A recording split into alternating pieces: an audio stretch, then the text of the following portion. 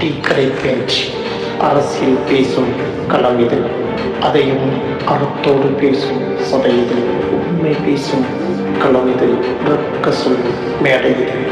பண்ருட்டியில் போட்டா போட்டி திமுகவை நீயானா திக்குமுகாரும் பண்ருட்டி தொகுதியில் 1996 முதல் 2001 வரை திரு வை ராமசாமி திமுகவை சார்ந்தவர் கடைசி எம்எல்ஏவாக இருந்தார்.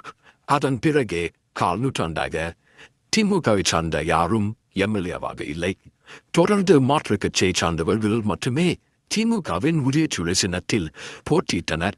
வெற்றி மற்றும் தோல்வியை கண்டனர். இந்த முறை அதை மாற்ற தலைமை முடிவு செய்துள்ளது. எனவே திமுகவில் பண்ருட்டி சேர்மன் ராஜேந்திரன் மற்றும் அண்ணாதுராமன் வெங்கட்ராமன் இடையே போட்டா போட்டி. திரு ராஜேந்திரன் அவருக்கு தலைமை சப்போர்ட்டும் உள்ளது. மாப்பிள்ளையின் பார்வையும் அவர் மீது உள்ளது. மற்றும் நேரு எம்ஆர்கே அவர்களின் ஆதரவும் உள்ளது. எனவே நம்பிக்கையோடு உள்ளார்.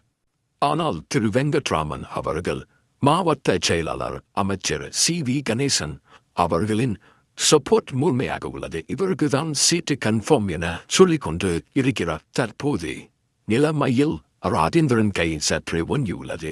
பொறுத்திருந்து பார்ப்போம் யார் வெல்வார் என்று. தொடர்ந்து இணையுங்கள்.